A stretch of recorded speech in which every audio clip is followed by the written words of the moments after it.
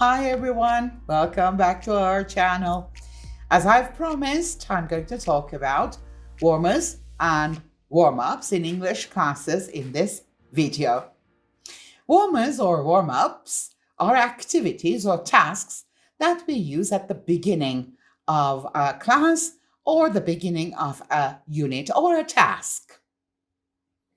These activities are specifically intended to or designed to prepare students for learning by getting them in a learning frame of mind, in the learning mood, by helping them activate their schemata, previously acquired knowledge, information, or experience, by helping them focus their attention on a specific topic.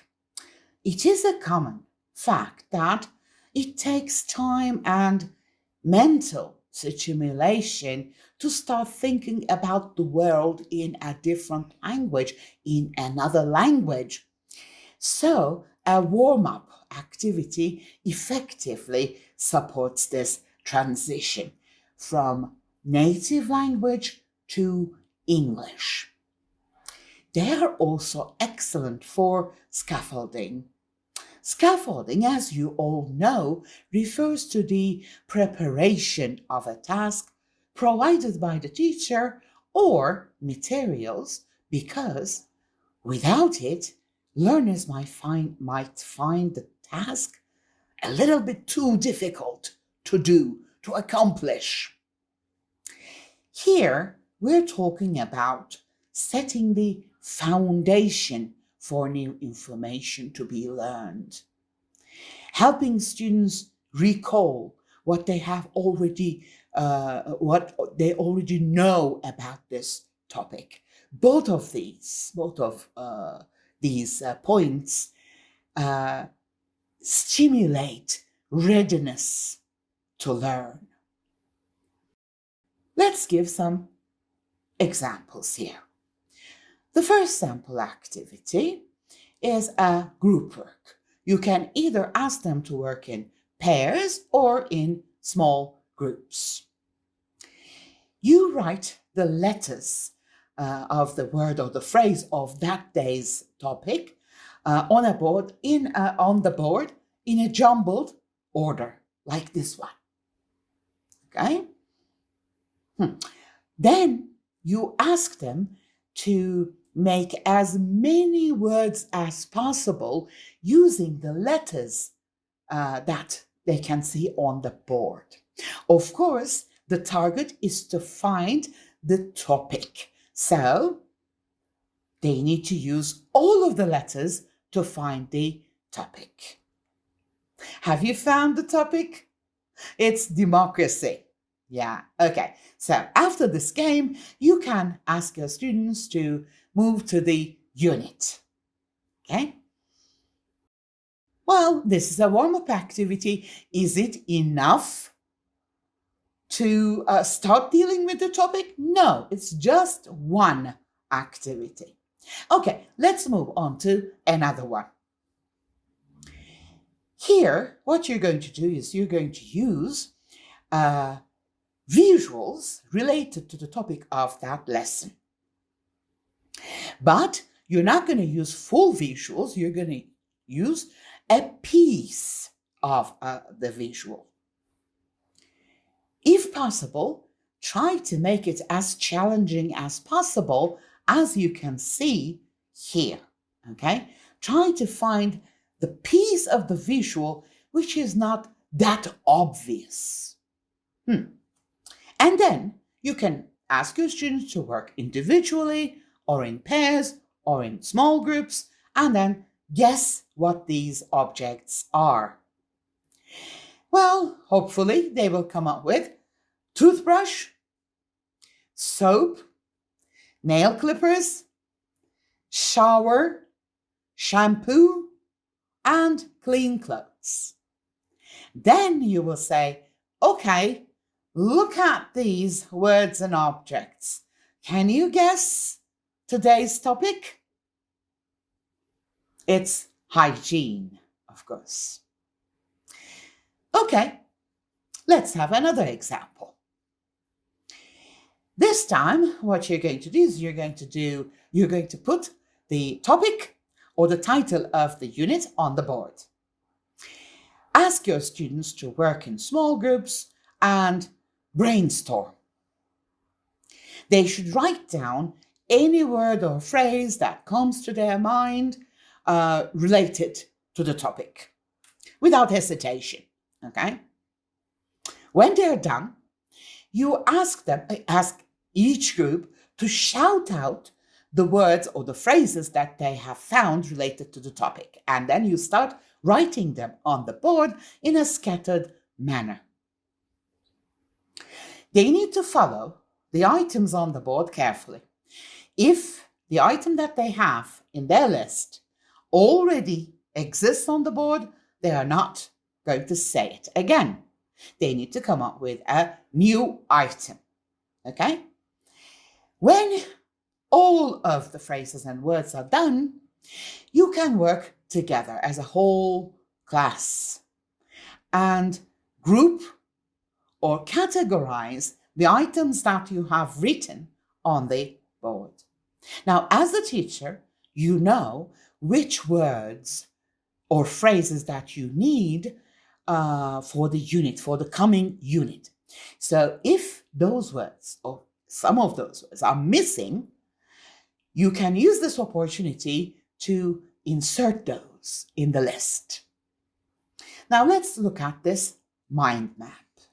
This is a result of a brainstorming activity related to natural disasters. Let's assume that students have found all of these items, natural disasters, but they missed tsunami.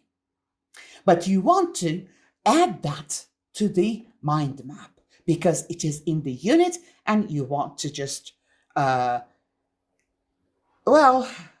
define it or explain it before you start the unit. What you can do is you can pretend that you can't remember the word or the phrase that you use for a certain concept and go, guys, what was the word for this, big, huge wave coming from the sea or the ocean, huge one, which kind of comes and sweeps everything, like floods all the land, huge wave, as a result of an earthquake in the sea? Waiting. If there are no guesses from your students, you can easily go like, tsunami, and then write the word down. You have already defined what it is, a huge wave coming from the sea or the ocean. So you're done with the whole list, okay? Let's give another example. Now, again, we are going to use a group activity. I love pair activities and group activities because it encourages students for cooperation and collaboration, and it keeps them busy and engaged all the time, rather than the teacher taking the stage and giving all the necessary information to the students. Here, the students are doing the work. They don't need to come up with the perfect answers. You're there to help them, right? Okay, let's move to the activity. Ask your students to work in small groups, maybe 5, maybe 3, depending on the number of the students that you have in the classroom. Ask them if they have heard of these idioms. Okay, this is a traditional matching activity, but here what you have is idioms and their definitions. If you can see, all the idioms are somehow related to weather conditions and moods of people, human emotional moods. Because the unit is related to weather conditions and moods. That's why we start the lesson with this warmer. You give them some time. If they can do it, if they can make intellectual guesses, wonderful. If they can't, it's not the end of the world. You're there. You can always help them to find the correct matching. Okay?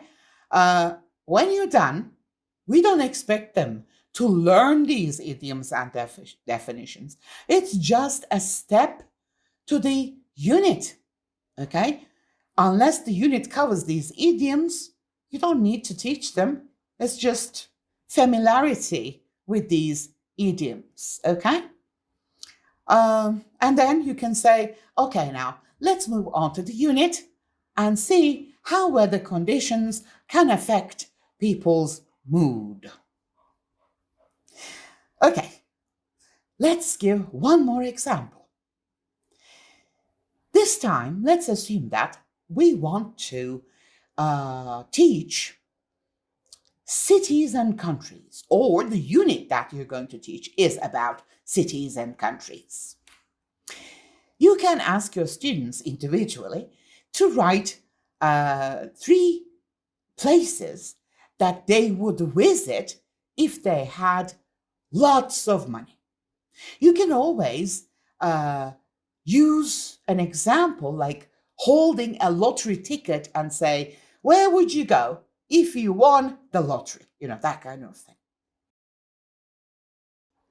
When they're done, ask them to stand up, mingle, walk in the classroom, and try to find someone who has the same answer or a similar answer. For example, if a student wrote London and someone said England, we can say that they're similar answers, so they can match. They can match up. They can stand together, or they can write their names down.